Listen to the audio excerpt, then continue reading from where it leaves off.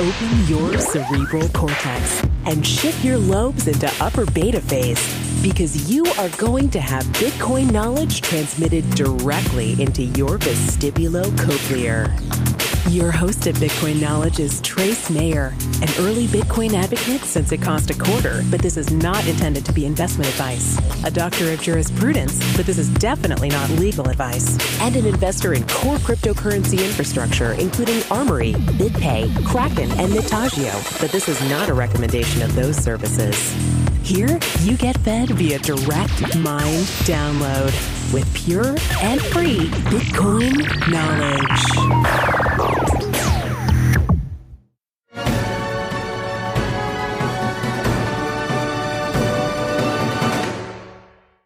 It's kind of a stealth bull market when you think about it, because, I mean, our all-time market cap high of 20%. Nobody's talking about Bitcoin being at an all-time high, but it's at a massive all-time high in terms of market cap, especially on the 200-day moving average. Sprott Asset Management and a fund managed directly by Rick Rule have recently come into this tiny zinc company to become their largest shareholder. Since their recent drill results, Sprott has joined other large institutions like Euro Pacific Gold, Resource Capital Funds, and the Commodity Discovery Fund. To learn more about this incredible opportunity in the resource sector, visit crushthestreet.com/zinc.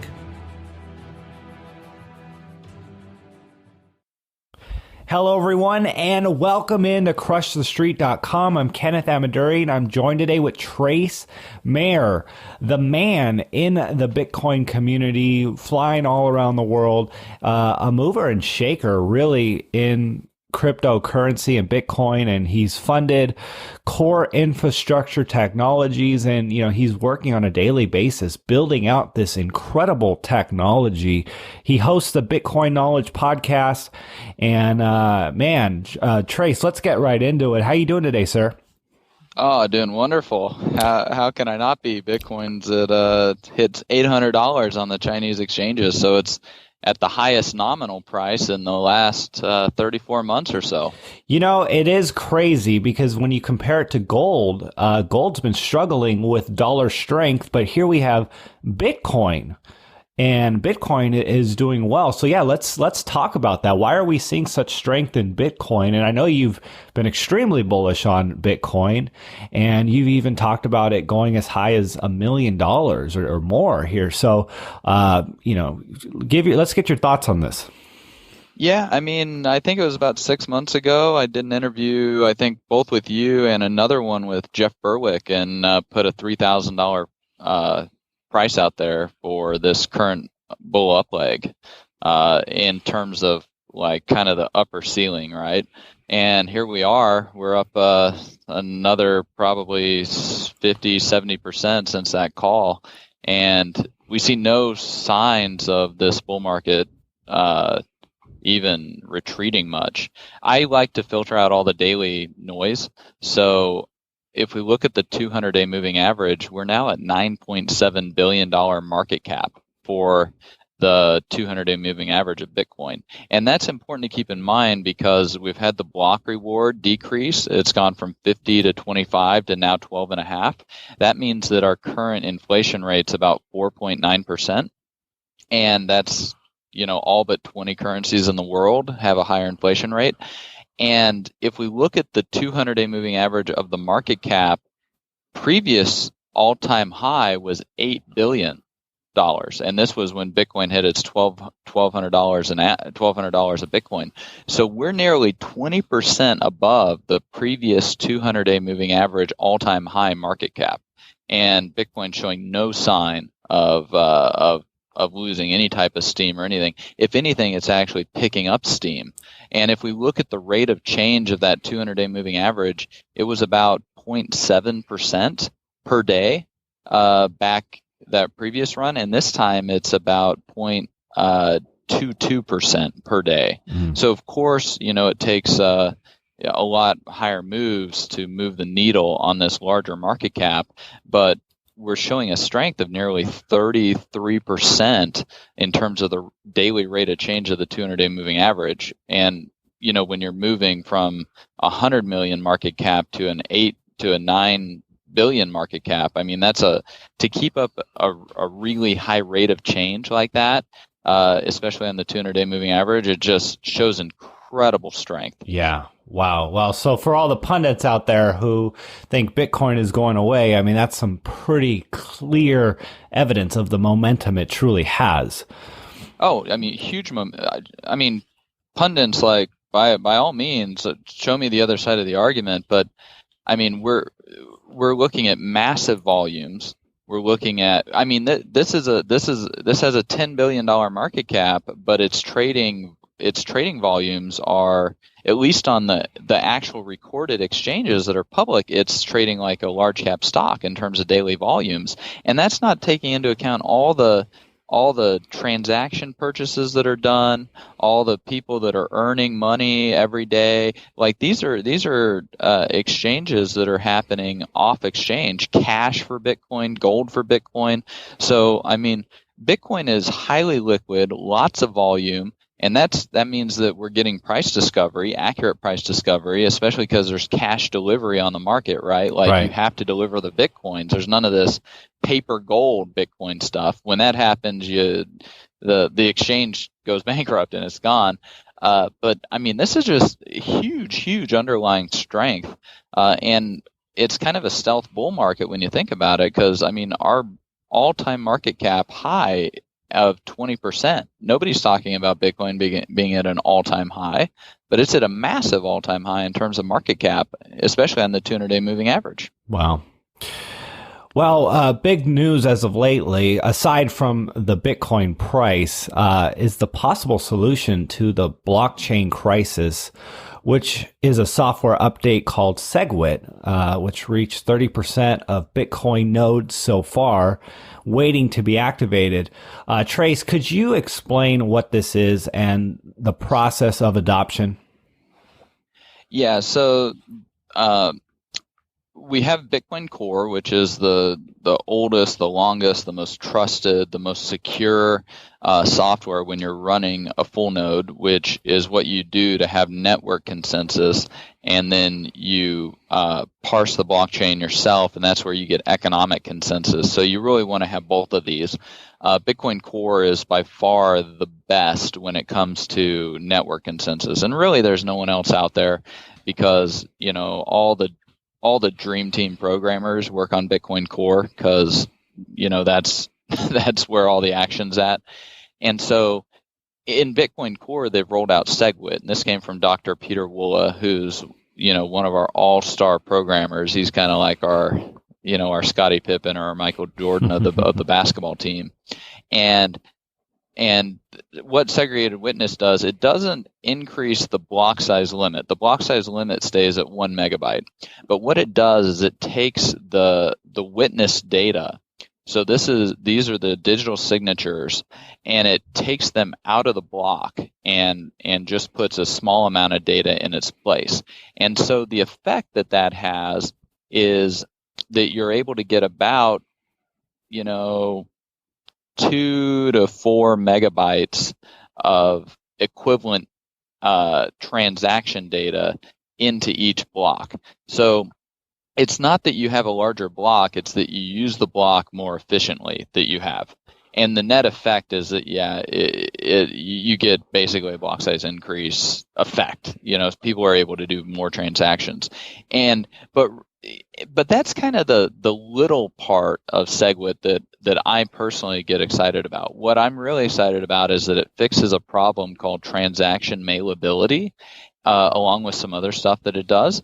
And the combined effect of all of these features and fixes that SegWit rolls out is that it's going to make Bitcoin incredibly more useful. We'll be able to do a lot more things with it from the programmatic aspect, and that's going to make Bitcoin just that much more useful and valuable. So any potential consequences if it's not adopted, a price drop, or solutions to if it's not adopted? I mean, if it's not adopted, it's just, going to be code that doesn't get taken up by the network. So it won't harm Bitcoin in any way. I mean, there really are just so many benefits to it. That's one of the reasons I think we're seeing it getting updated and adopted by nodes at a very fast pace, a faster pace than lots of other previous soft forks. Because this is a soft fork, not a hard fork, so it's safer to do in general for the network.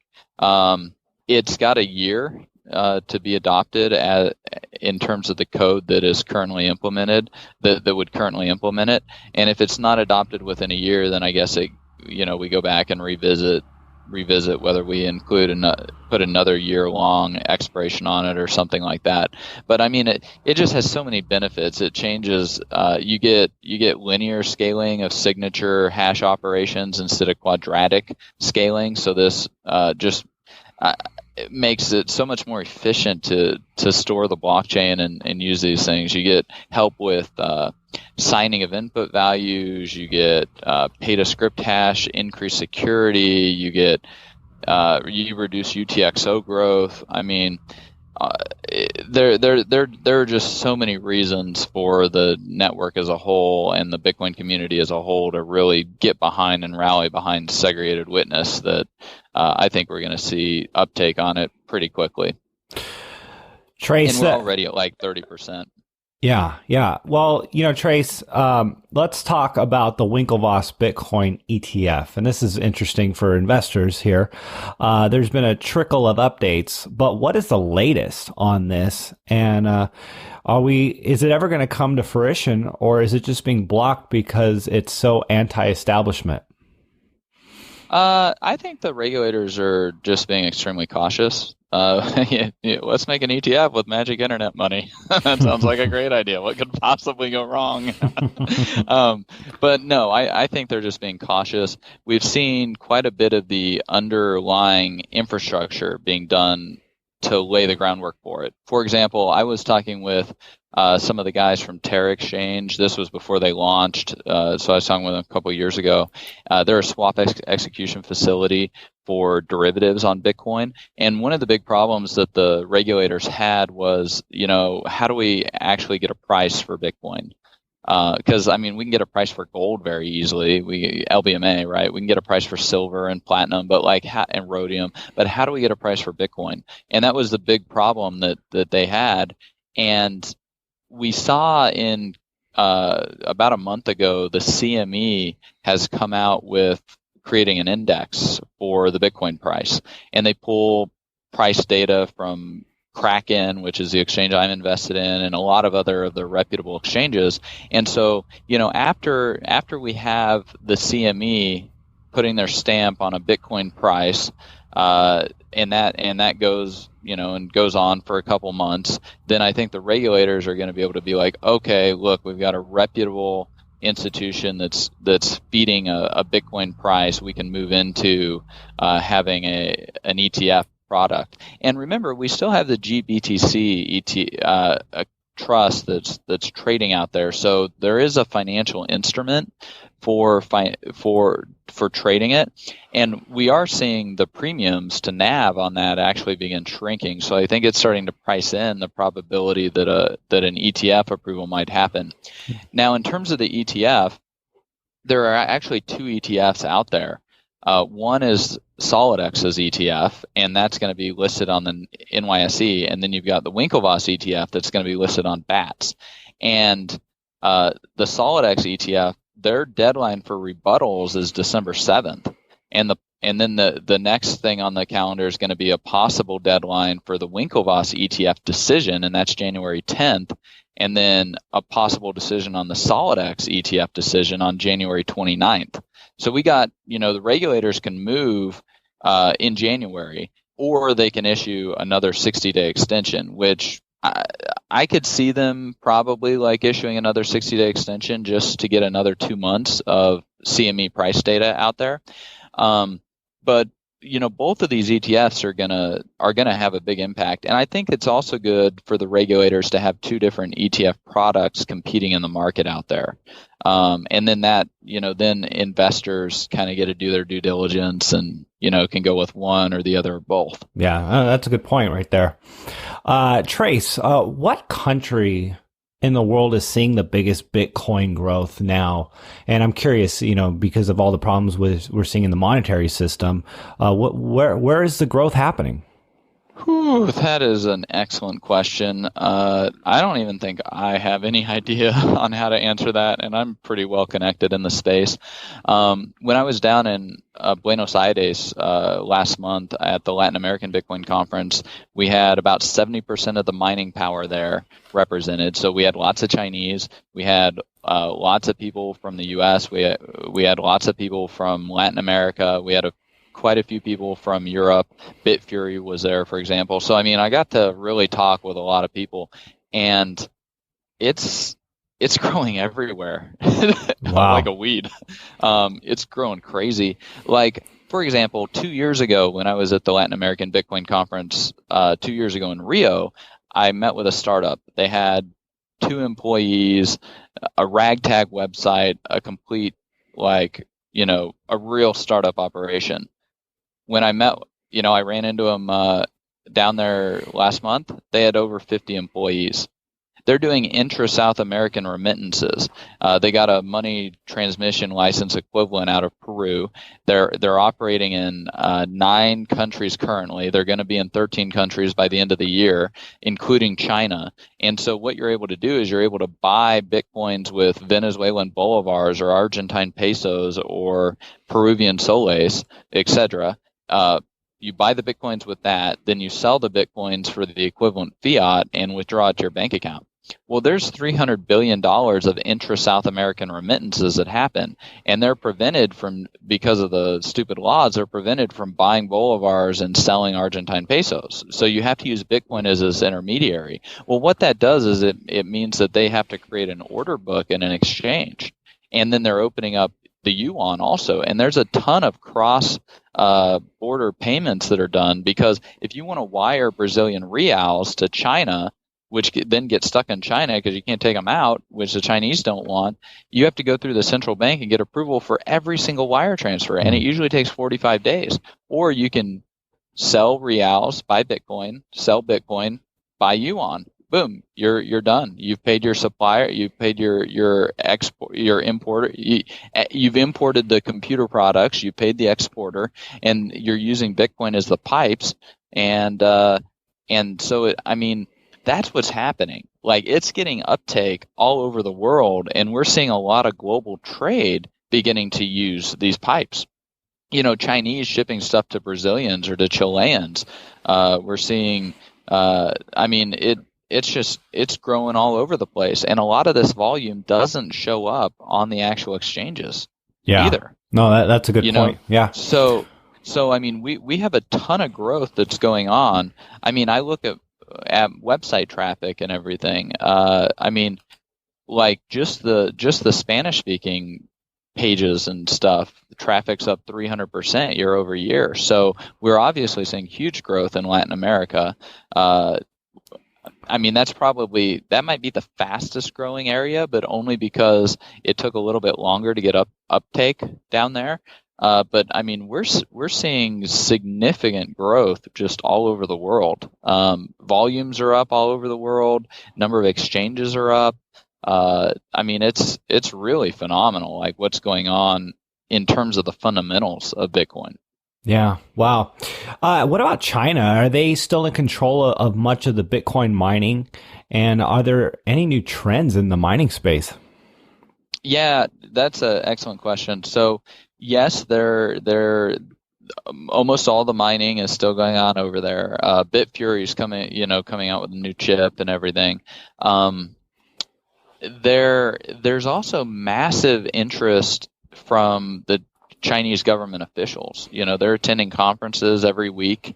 They're very interested in blockchain and financial technology and all of this stuff.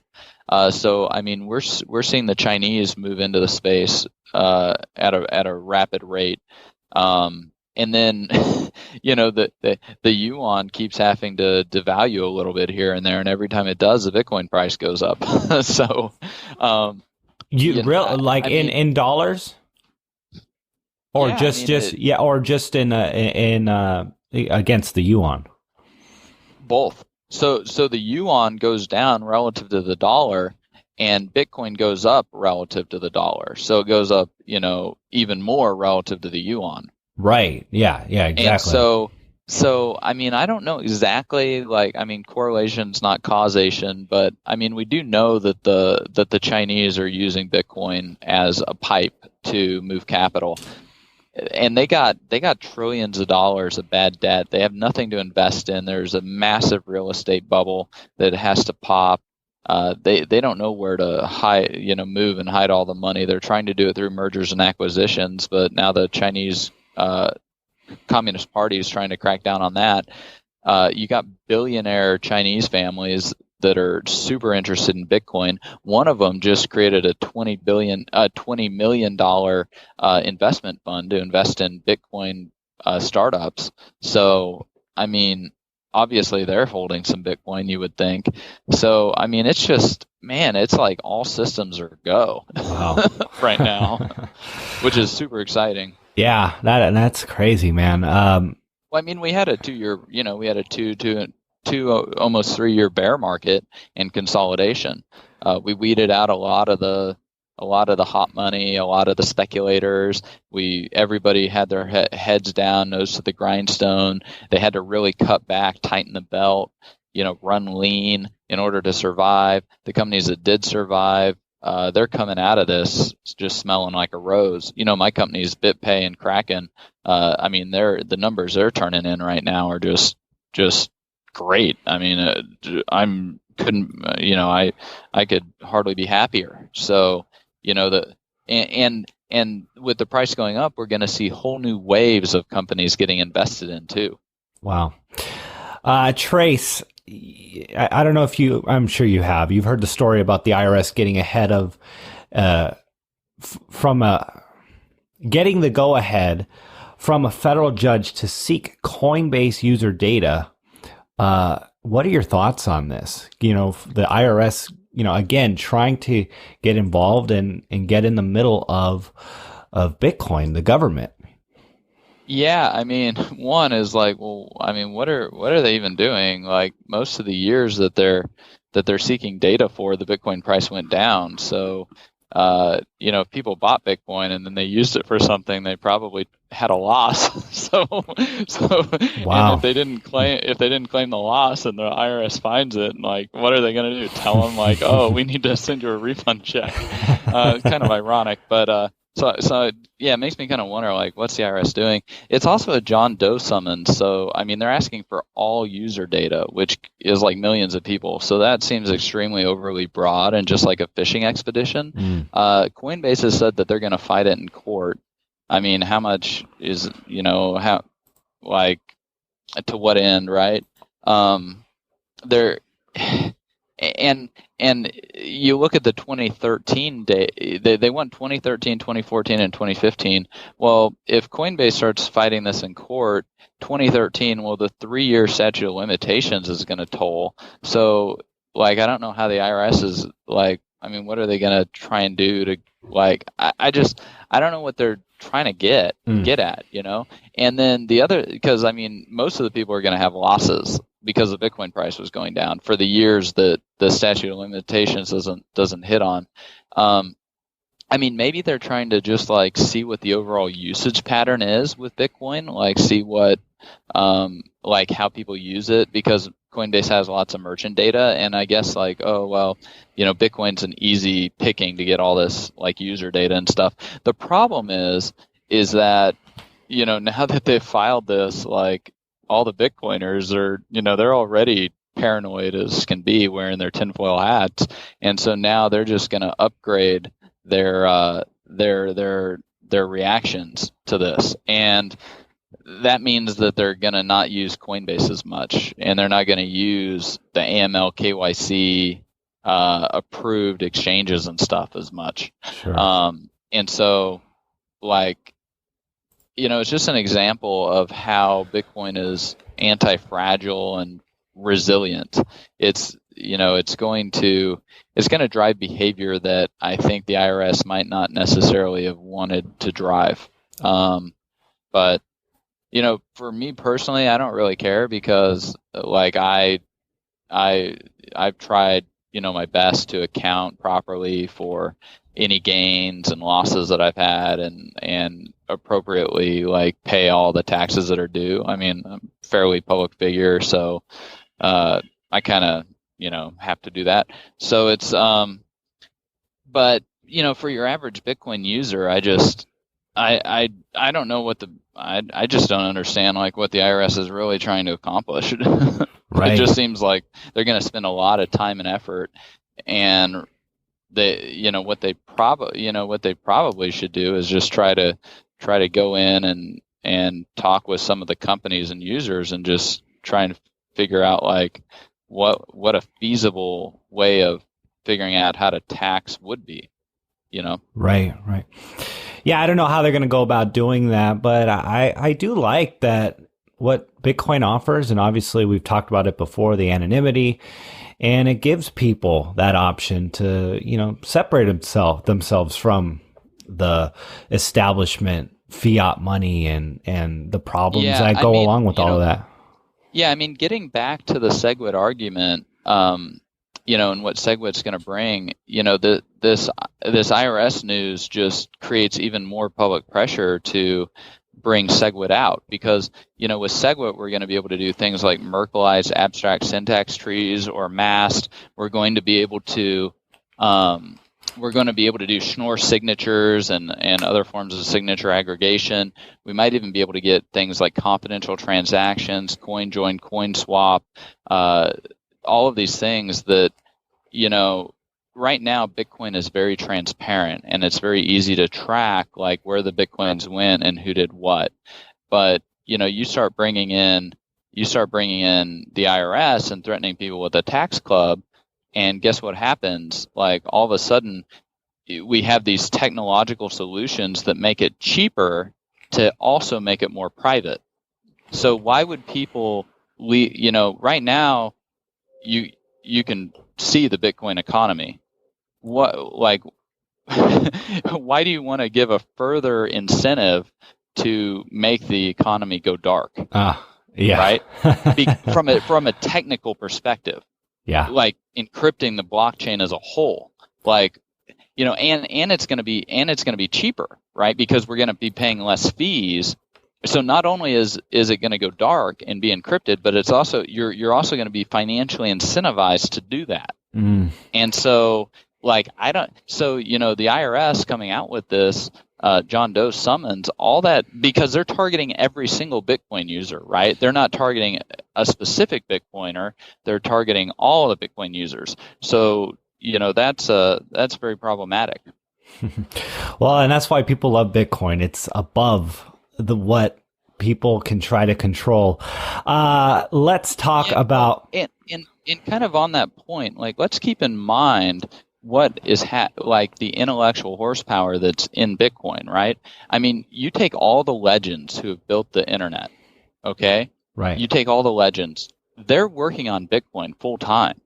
I mean, these are guys like Adam Back. He's cited in the Tor white paper and the Bitcoin white paper. He worked with David Chaum he was the mentor to David Chaum, who came out with anonymous digital cash, right?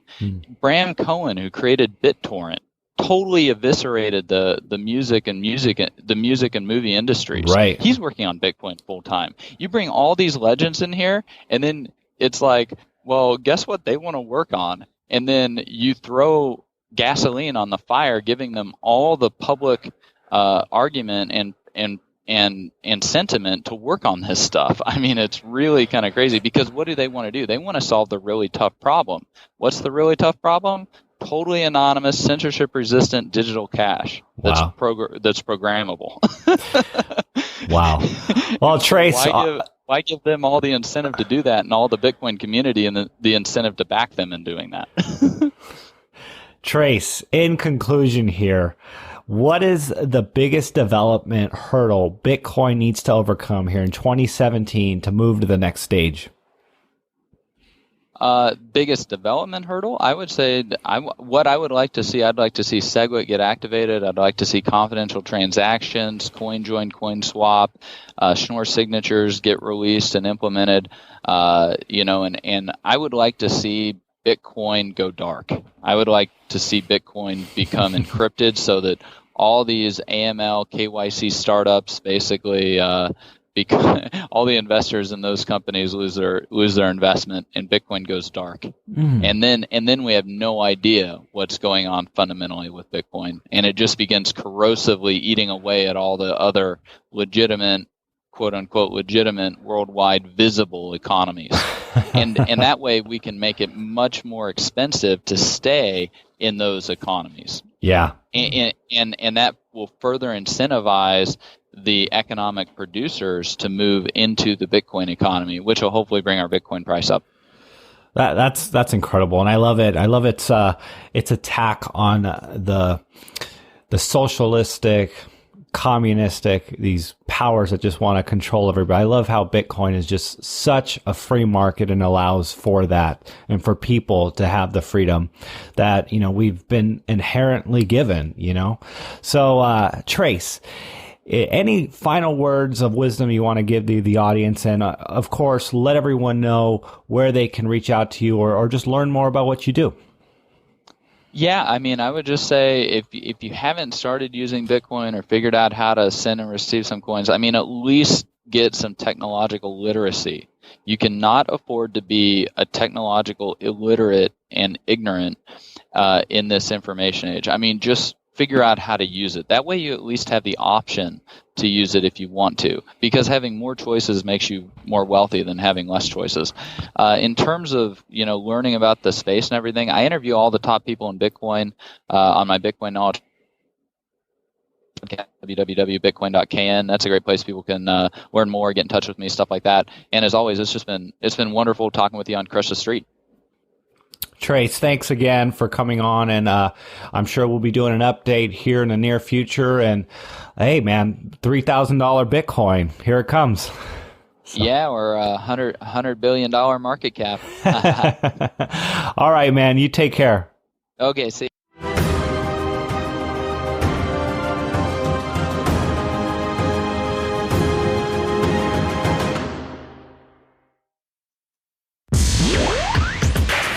Be sure to get a copy of the free Bitcoin Guide at freebitcoinguide.com.